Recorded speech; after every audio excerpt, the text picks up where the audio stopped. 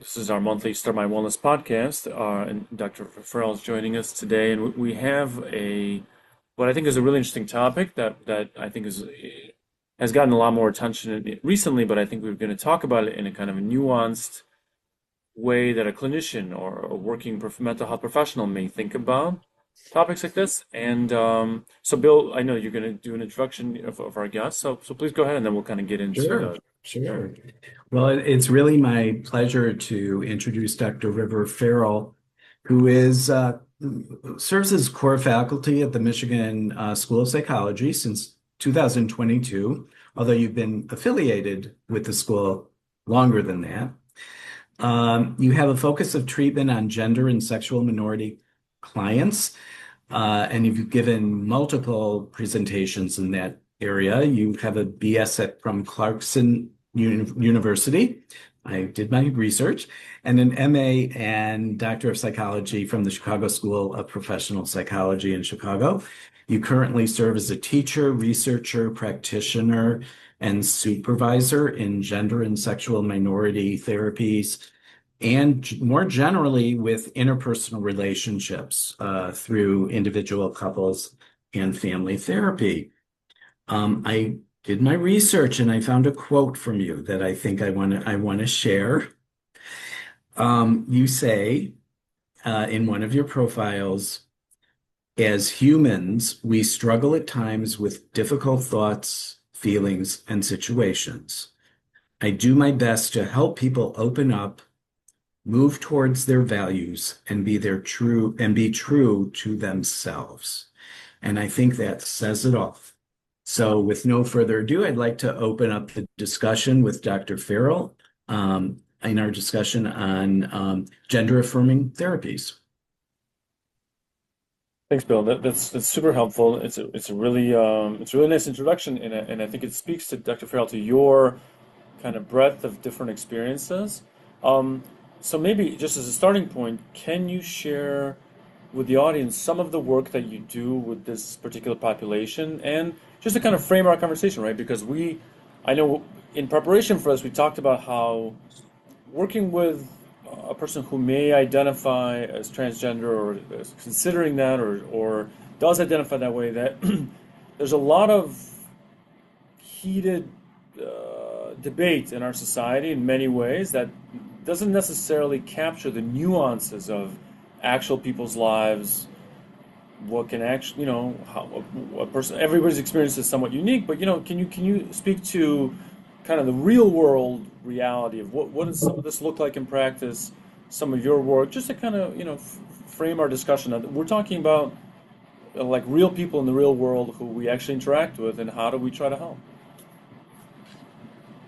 Yeah, and as I was kind of getting, mulling through where to start with this conversation, I think it's really important to know that these are people, that we're a community of people who um, just want to live our lives, and, families trying to do the best for their kids, and the sensationalizing and the demonizing that's happening in the discourse and in the rhetoric is really damaging for people who are really just trying to live their lives. And so seeing that in clinical practice, seeing that in the community of people that I engage with socially, professionally, it's really right now that a lot of people in the community are really scared,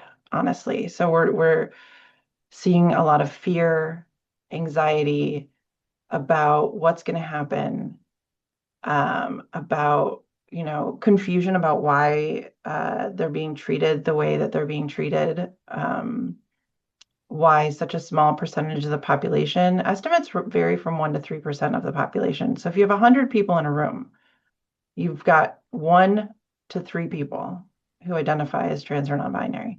Yeah. So why the public has decided to come out and, you know, demonize this small group of people and marginalize this small group of people Yeah. That may be a conversation for a different day, but ultimately it means that when people are showing up to our offices as clinicians, Yeah. they're afraid for multiple reasons. A lot of external factors that are scary, and but the factors I think are not only they're kind of big picture external, but also in our communities and sometimes in our families, right? They're sort of not the headlines tell one story, but dangers and difficult experiences are also very local, right? They're not only national, right? That's accurate? Yeah, I think that fear does create issues at the individual level when we start talking about families and how families navigate the process of talking about gender, right? There, there, there also seems to be, to me, a focus on, and I'd like your thoughts on this.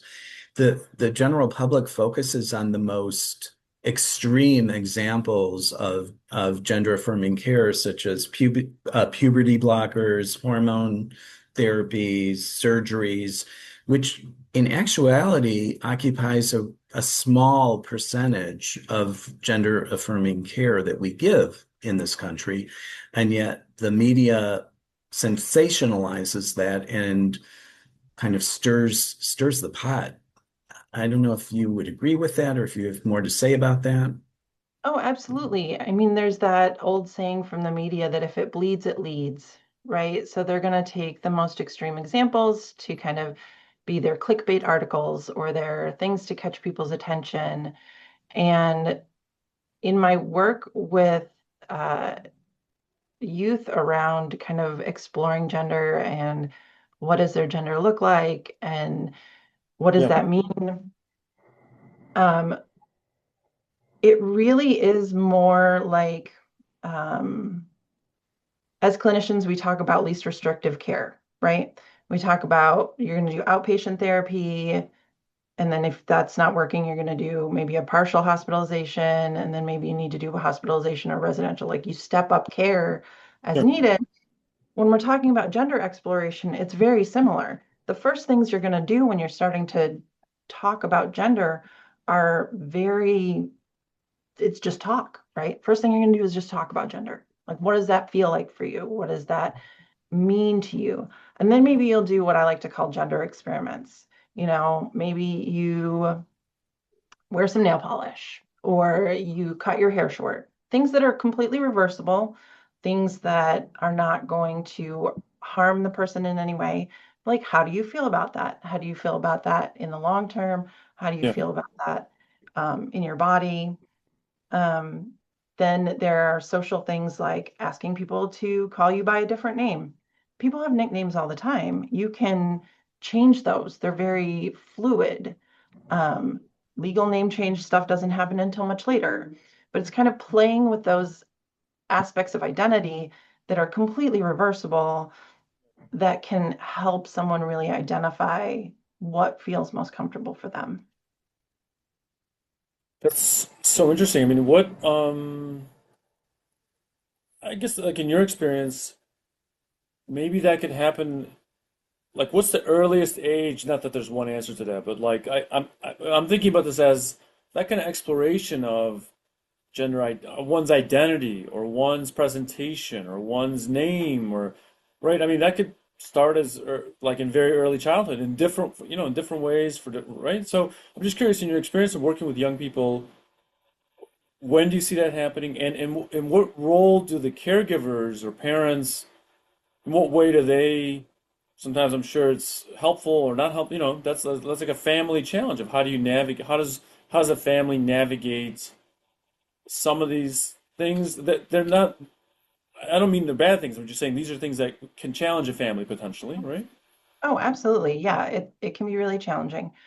Um, so we see with gender identity development, there are a couple of points at which gender identity can diverge from what was assigned at birth.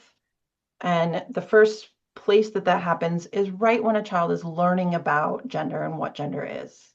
Mm. So there are instances of children as young as 2, 3, 4 years old saying, "You keep saying that I'm a boy, but I'm not." Yeah, Um, this is a small, again, we're talking about a small percent of a small for percent sure, here, for sure. but those kids, they're like, "Nope, I am not who you say I am, and nothing you can say is going to change my mind. I want to wear these clothes, I want to do these things." And when parents fight back against that, you get a lot of really big acting out behaviors. I worked with one family where there were externalizing behaviors, hitting, kicking, stealing, fighting, all of these things as the parents kind of push back against this. Like the client was saying, "No, I'm a girl, I'm a girl, I'm a girl. I nothing you say is going to convince me otherwise." And so we did some of our experiments, and the behaviors, the externalizing behaviors decreased, right? So as this child was allowed to play with dolls, and these were all things done at home, not at school. We talked about the difference between home and school and kind of what feels supportive. Buying some pink shoes, letting them wear the pink shoes to school, right? Slowly, and the more we allowed that process to unfold, the more the child felt safe to talk to the parents, improve the parent-child relationship, improved the child's functioning. And so we knew we were on the right track. And so then the child eventually was able to transition at school when they were in first grade. I went and met with the school district. This was back before this was more widely talked about. So I met with the school district about what that would look like, about how to incorporate things like using their preferred name that they had chosen and things like Yeah. that. And they successfully transitioned and went on to lead a healthy life. And so, yeah, little kids can even, when they know, but you don't start with anything medical. Again, that child had nothing medical done with them until they started to reach puberty much, much later than when I was working with them, at which point you do talk about blockers, which gives you even more time, it enlarges your window to kind of talk and explore without any irreversible changes to one's body being done. So, That's really interesting. I mean, it's a nice example of kind of a supportive exploratory environment that the family, you, the child themselves, the school, there was like a kind of a nice amount of favorable conditions in this particular instance that facilitated a positive exploration, right? A kind of a fruitful, which is, I think it's a great example because I'm sure, obviously, it's, there are many situations where those factors are not always so aligned, right? And maybe more conflicts, more difficulties, right? So that's a kind of a nice positive sort of example of what can happen. yeah, I mean, the other end of the spectrum, I've also had clients whose parents or extended family were less supportive, and that was causing a lot of conflict. Um, I had, and then I've had clients in the middle. One client, the parent said that they couldn't do any medical transition until they turned 18 Yeah, because the parent said, "If you ever regret it, I don't want to be blamed for this." And so the client did social transition. The client was able to, they cut their hair, they got the clothes that they wanted, yeah. they name in school and all of those things. And then the minute they turned 18, they went out and sought out medical care because they were legally an adult. So, Dr. Farrell, as you work through this process with particularly youth, there's different approaches that a clinician can take. One would be more of a diagnostic type of position, more aligned with the medical model in terms of making a diagnosis, evaluating the person in terms of readiness for various steps in transition, possibly offering support in the form of documentation for the process. It's more evaluative than diagnostic. The other approach has more of an informational kind of approach. You are helping the individual with decision making and next steps and understanding what to expect or the irreversibility of some things versus the reversibility of other things. Um, how do you, as a clinician, kind of work with these two different models of care? Does this, yeah, Well, I think they work side by side in that informed consent is the only real consent. So that if someone doesn't have information about potential risks or complications or side effects for things that happen, they're not truly consenting to what's going to happen next. And if they don't know what their options are, then they can't choose, like you're revoking an option because they don't know that it exists. When I work with adults, because again, adults are the only ones having what's colloquially known as bottom surgery or surgery on the genitals only happens in adults. That doesn't happen in children. Anyone who tells you otherwise is making stuff up. But when I work with adults who are who are making decisions around different surgeries, it's important for them to know that's not just one surgery. It's not like one size fits all. This is the surgery that you have. There are multiple options and different procedures that can be done in different ways they can be done. And so in order for them to have an informed consent about the type of surgery they want, or whether they're ready for surgery or which surgery is the best fit for them, they need to know those things. So like at that point, I am providing information, but at the same time, I'm using my diagnostic understanding of what's going on with this client. What are their capacities for care? What are their needs and wants and goals to kind of help me determine, what would need to be in place for them to reach wherever they want to reach. great. That's a good explanation. It's not an either or. The two ways of thinking have to work together. That's great. Um, can you talk a little bit about the role that stigma has in the work you do with your patients or your clients? I think that is, well, we know from data that that is one of the largest problems facing transgender individuals at this point. Not only um, the ways in which it creates fear in the individual, but also fear in the family.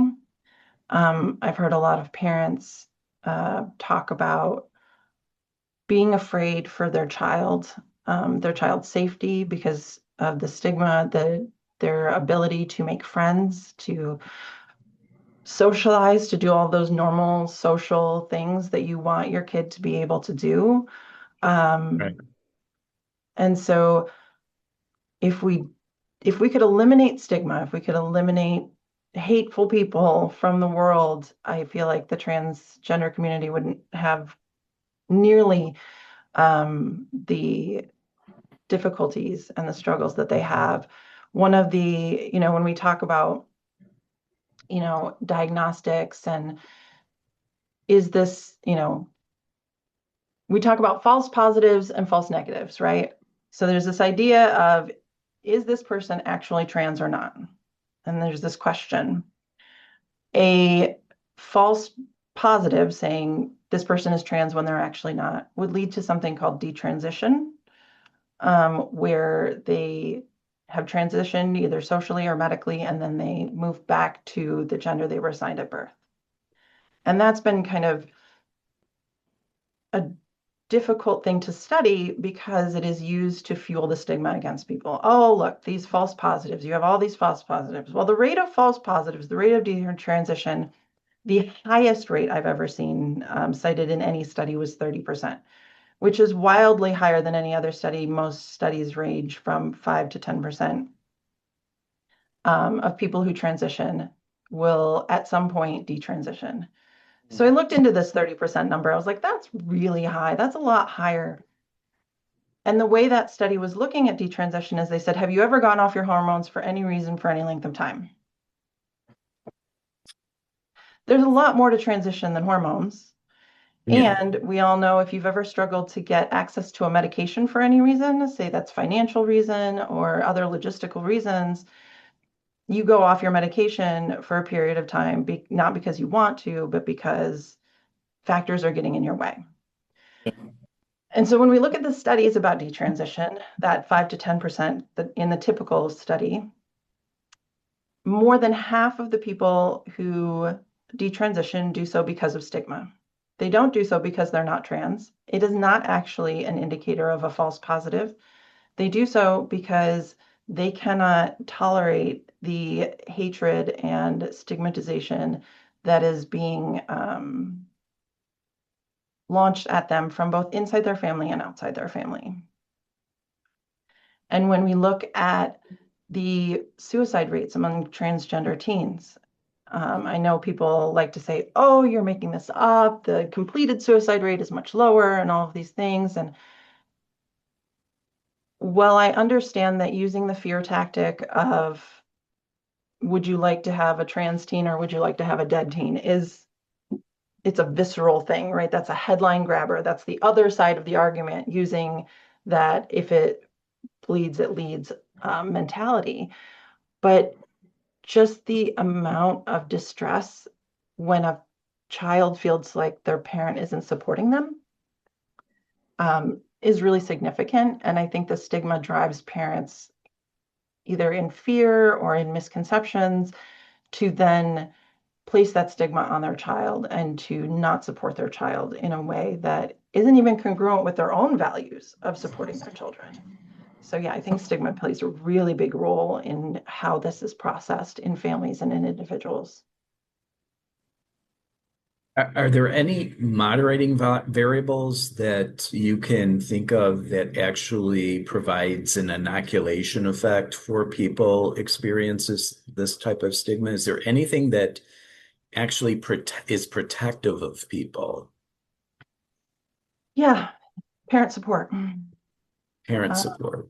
there was a study out of Canada that showed that the suicide rate for transgender teens went from 50% to 4% with parent support. So having a supportive parent is the number one protective factor for trans youth.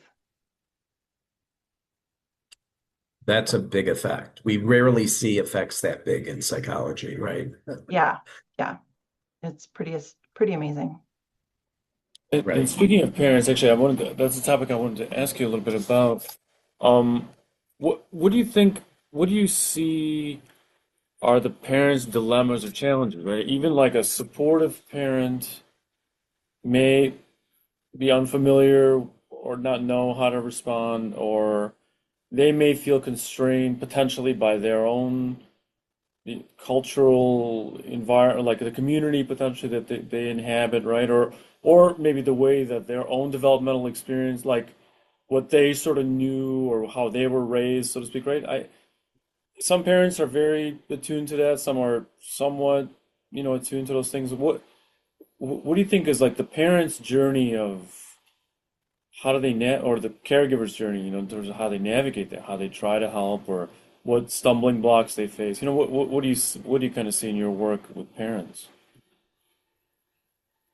So I always start from a place of if a parent has brought their child in for therapy, they're trying to do the right thing. They may not know what the right thing is, but they're trying. Um, the kids I worry about are the kids whose parents refuse to allow them to see anyone to talk about these things. Yeah, Because the kids who are being brought in, their parents are trying to do the right thing. sure.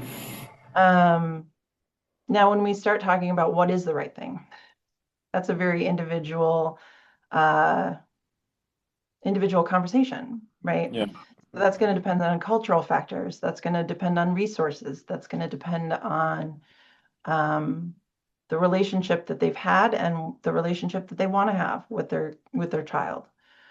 And so first and foremost, I validate that the parents are trying, Mm, right? Because parenting is hard. Parenting is really, really hard. And there's all these conflicting messages about how to treat your child and what to do with your child to help them succeed and all of these things. Ultimately, the exploration of gender identity is a question of child agency and autonomy. mm, How much agency and autonomy should a child have over their own personhood and their own body and their own identity? sure. In families where there's a belief that the child is something to be molded rather than something that is going to grow, that belief and expectation can cause conflict where the parents feel that the child needs to be shaped rather than allowed to grow in a supported environment. In families where children are allowed to grow without any boundaries or expectations, we also see a lot of difficulties because children can run into challenges that they're not ready for or start, exploring things before they're ready and lots of different things like that. So really, when I'm working with parents, it is understanding where the parents are coming from, understanding where the child is coming from, and imparting the knowledge that I have about this process to the parents so they can make an informed decision for themselves as well. The- I kind of have the opposite question too, is children, cisgender children who are experiencing one of their parents transitioning. Do you have insights into that process and how that, I mean, there's no Oh, generalities probably, but little kids don't care. Little kids don't care. They will mirror the parents that are around them because to them, everything is new, right? If you think about 2, 3, 4, 5-year-old child, they're literally learning new things every single day. They don't know anything. If you tell them that somebody's transitioning, they just think that's a normal part of life and that's what we're doing. And great, cool. They have no stigma yet. They're just like, this is fine. that's refreshing. I know. If we could all just have that level of, curiosity and acceptance. Sure. Yeah. Um, but so little kids don't care. When you start to get into puberty age kids and kids who are exploring their own identity, teenagers, they are going to start to care. Um, because the focus of a family with teenagers is typically around supporting them in that highly volatile time of life. They're trying to figure out who they are. They're trying to figure out where they belong, who they belong with, what kind of person they want to be. And to throw the transition of a parent in the mix at that point can be pretty disruptive for them. And so I would want to make sure that the child had their own support for therapy, the parent had support for therapy, and that everybody kind of stayed on the same page that even though the parent is going through this process, they're still there to support their teenager through their own identity development and process of being a teenager. Mhm. And adult children, well, they're adults, and that's a whole nother story. Right. Yeah. I think you've alluded to this, but I do have kind of want to follow up on something in terms of the protective factors that might be operating. Um, so we know that for adolescents, one of the main developmental kind of tasks of being an adolescent or teenager are to develop friendships with Mhm. others, going outside of the family, going outside of their personal experience and developing friendship groups. This is kind of a broad question, maybe overly broad, but what do you see happening, if anything, in terms of the evolution of friendship groups for a child who is having emerging feelings of being trans?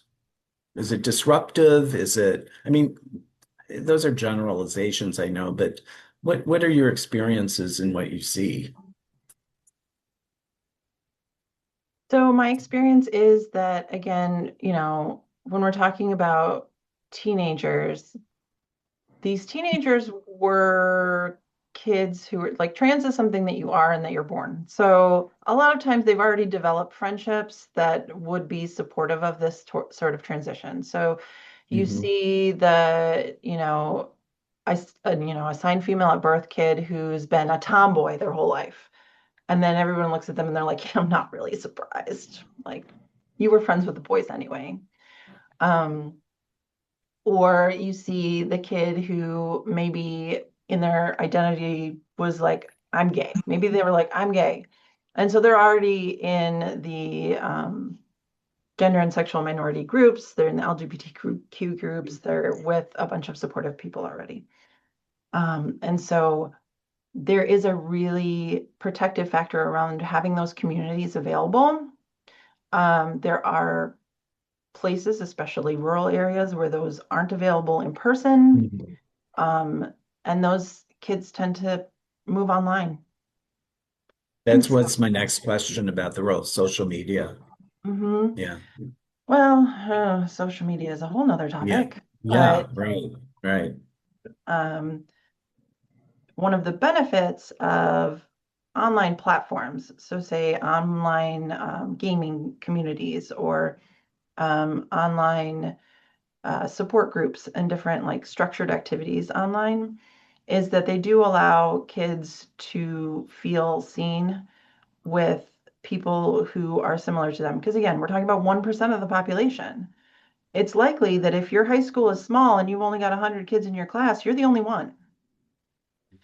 So, I mean, I grew up in a rural area. My graduating class was 110 people. There would have been one or two. That's it.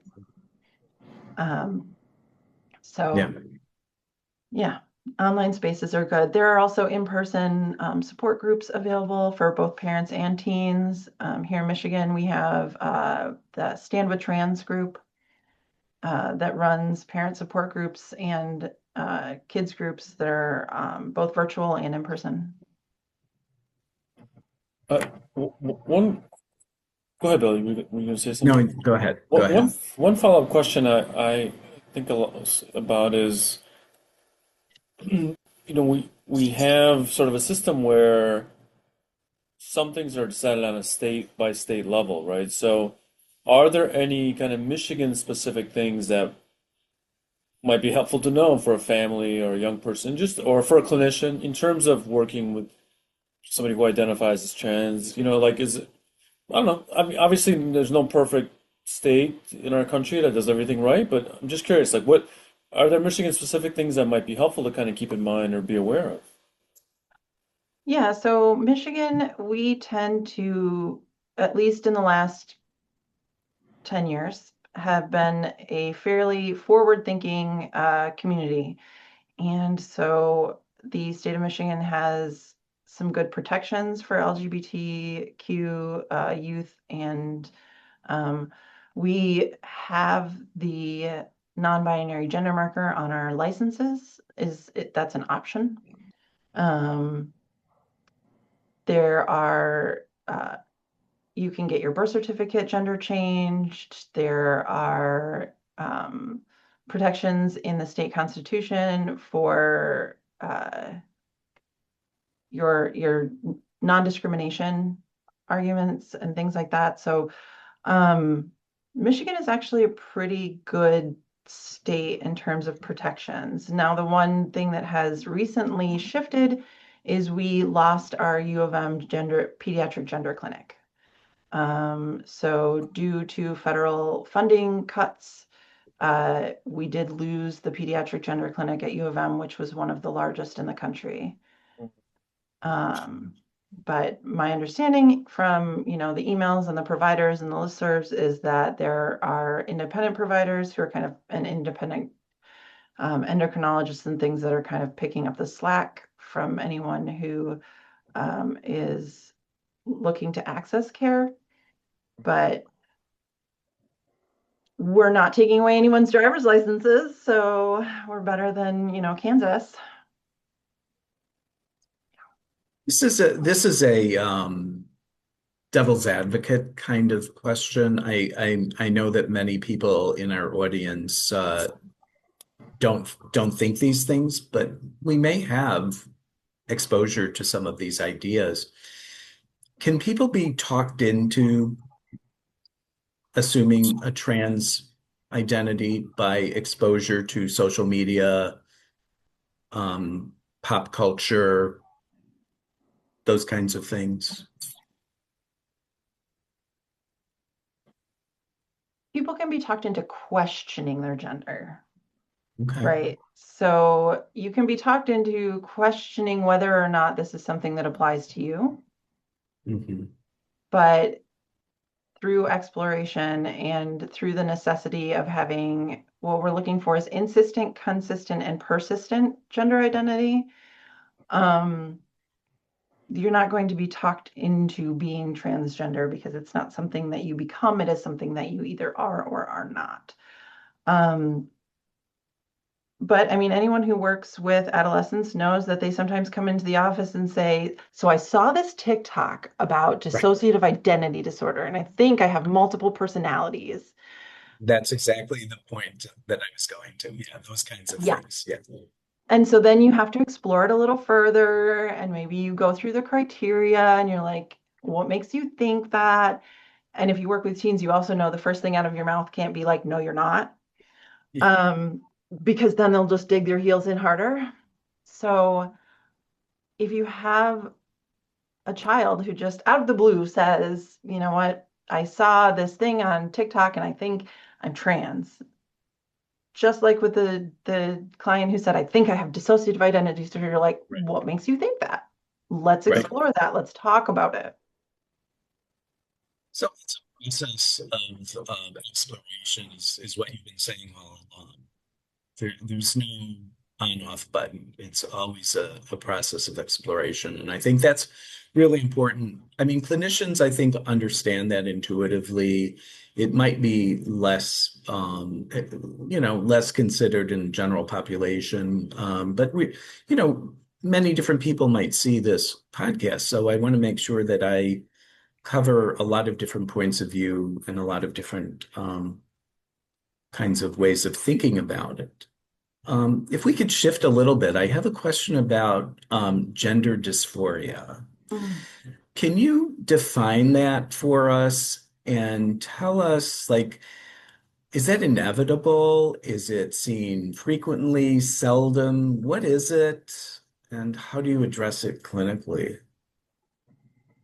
Yeah, so gender dysphoria is a feeling of discomfort ranging from mild to extreme of sexually differentiated characteristics that one has.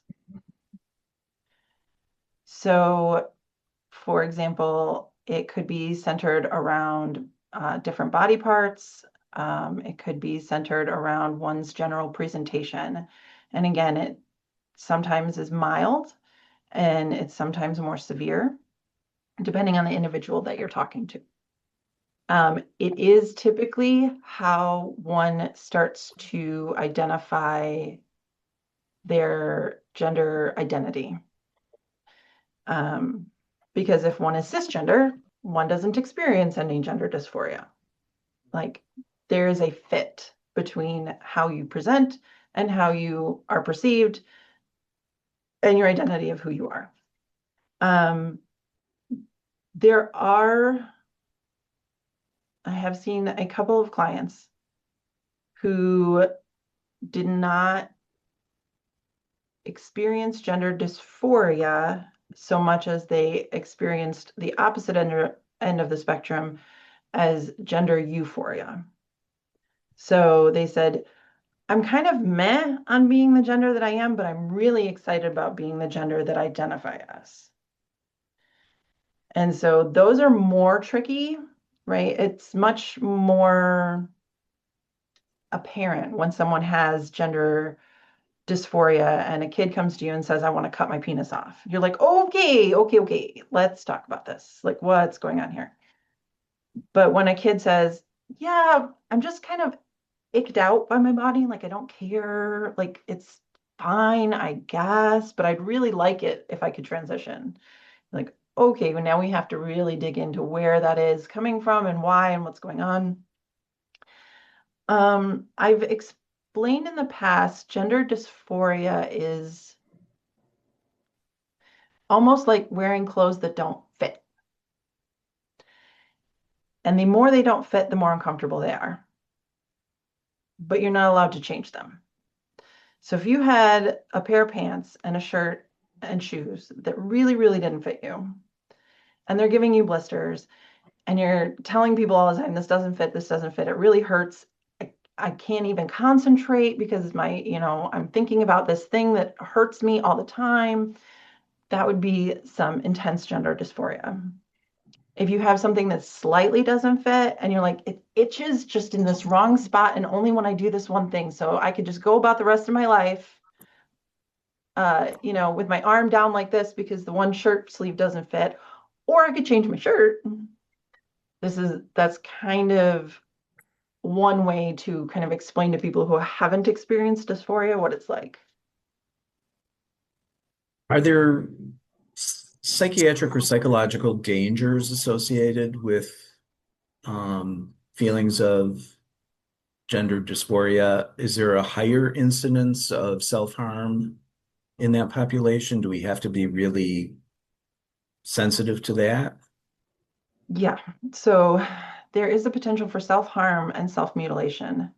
Prior to gender affirming care being available to transgender individuals, there was, and I'm sure it still happens at a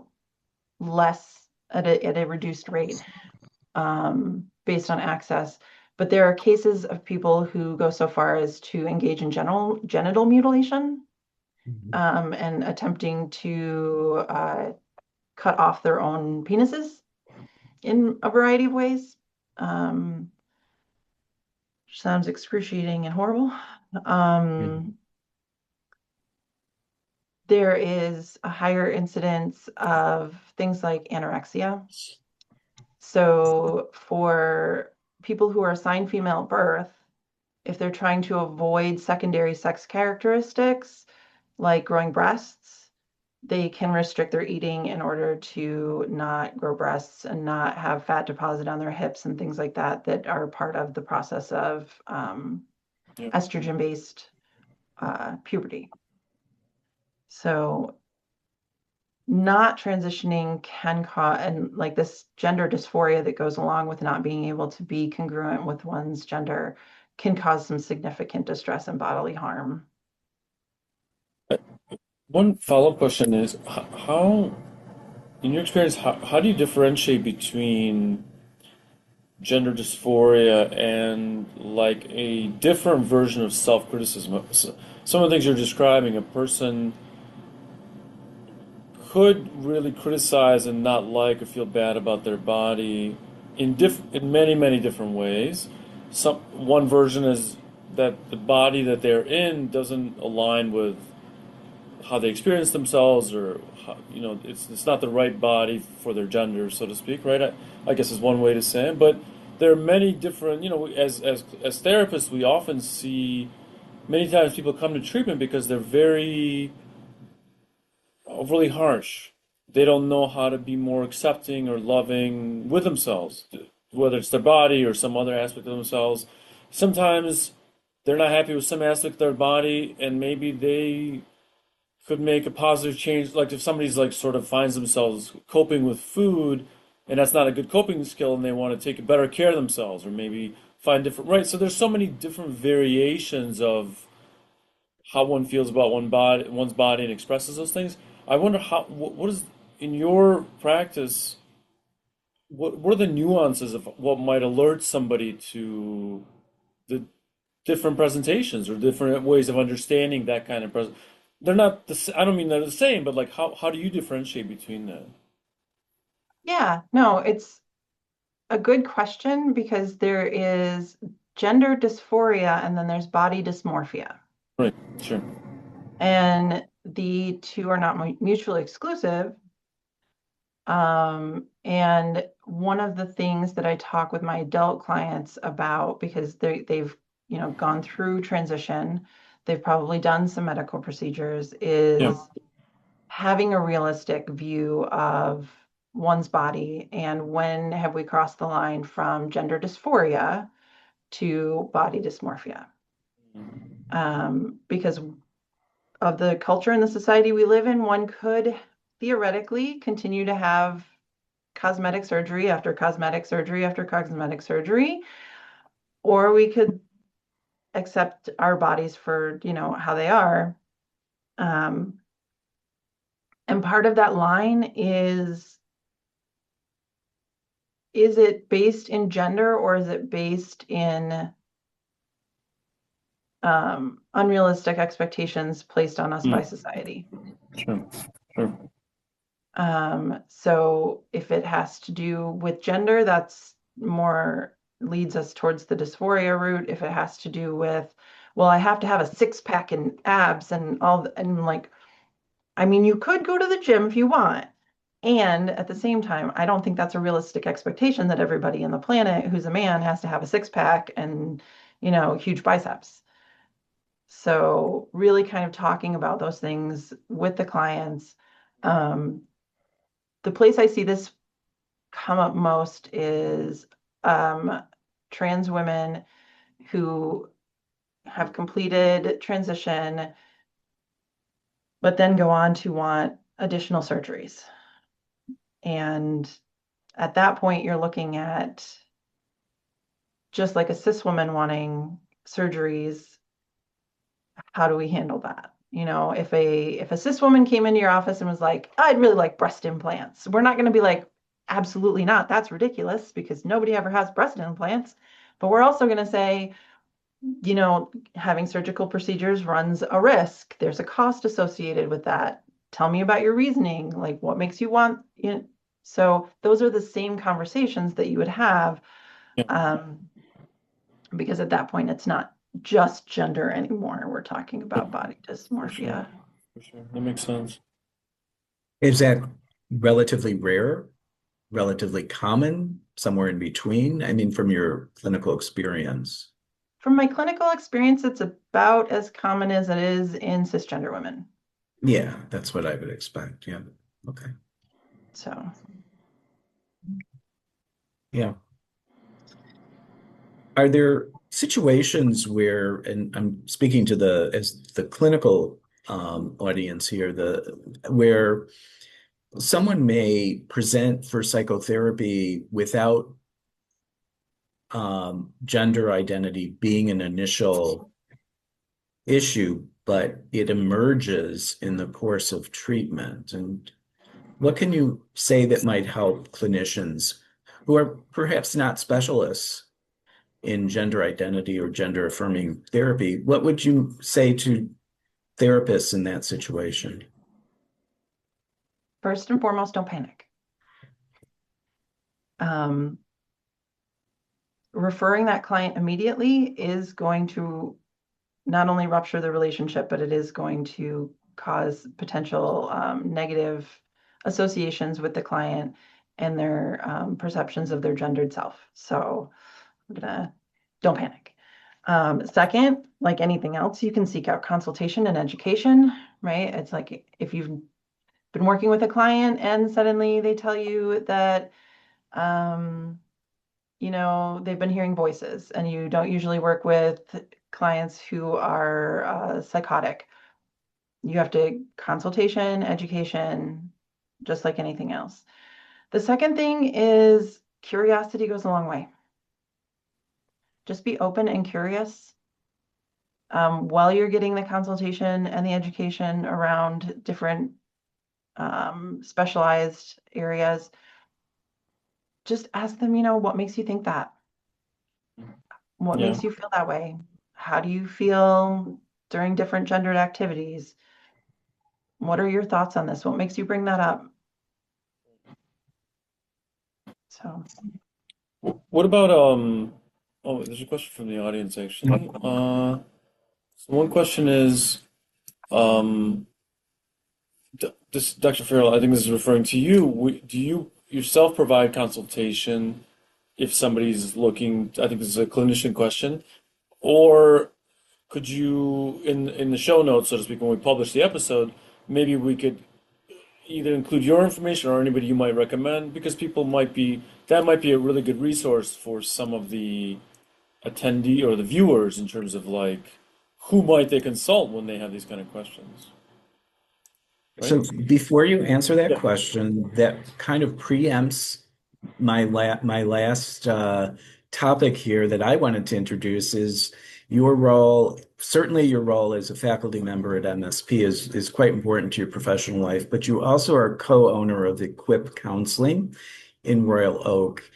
providing consultation and psychotherapy services. Not only you, but you have a staff there that does the same thing and at a very high level of sophistication. So I wanted to kind of make sure that our audience understands that there are resources available for the very question that the participant asked.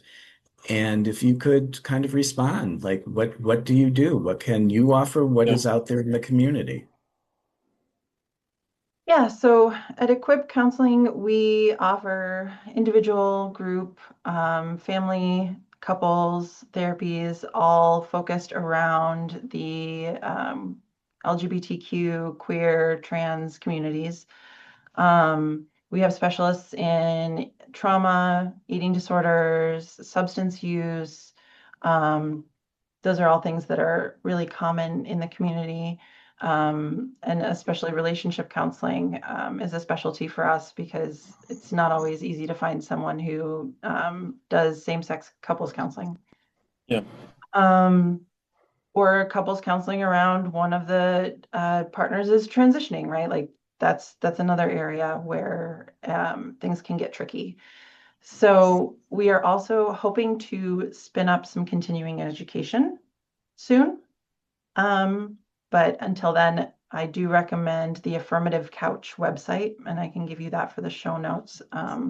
They do a lot of really great educational resources with some on-demand video trainings as well. I do offer consultation services, so if anyone wants to reach out to me via email, I can set up consultation for clinicians as well. Yeah, that's really helpful. Do you ever have a use for psychological testing or the services of medication management or evaluation? So right now, I will do evaluations for surgery letters. I do assessment for adult ADHD because that's a need that we identified. We actually identified that, well, not just we, but the literature has identified that the rate of being neurodivergent or autistic in the transgender population is actually 10 times higher than it is in the general population. I've actually seen that in my autism evaluations. Yeah. It's an interesting chicken and egg Yeah. idea. Like, Yeah. how does that? So we have this statistic that we know is true, but we're not sure why. So I have not yet been trained in the ADOS, and that is what is required in order to do that. So I would probably have to refer back to you on testing for autism, but right now we are, We do that. Yeah. Yeah. yeah. And what about the need for medication and collaborative care with medication providers? So Is, medication is there a need for providers, that? Yeah. it depends on where a person lives and what their current providers are willing to do in terms of medication. But I do consult with providers. There's a provider, a psychiatrist, Lindsay Rose Dykstra from Uncaged Minds Detroit, that I refer to, and she does a really great job with my trans and non-binary clients. That makes sense. Just in the interest of time, I want to kind of we have to come to kind of an end for today's episode. But Dr. Farrell, I sincerely appreciate your time because I think it's not necessarily the easiest topic to talk about, and we try to make a forum on the podcast for kind of these sort of informative, open-ended conversations because we know that information sometimes is scarce or it's hard to find professionals who kind of have experience. So I appreciate Bill getting in touch with you and your time on the show, and I hope that anybody who's paying kind of in the audience or will listen to the recording will make use of some. We'll try to put some resources into the notes so that if people have questions or follow up, they hopefully have at least one additional point of access where they can get some more information and hopefully get the help that they need. So just want to express my appreciation for your joining us and for your comments and your thoughts on the show. Absolutely. And Thank you for having me. It's a really great time to be able to talk with you about these things. And I'm so glad that you guys opened up this conversation because it is an important conversation. So Sure. thank you. sure. Okay. Okay. Take care and hope to stay in touch.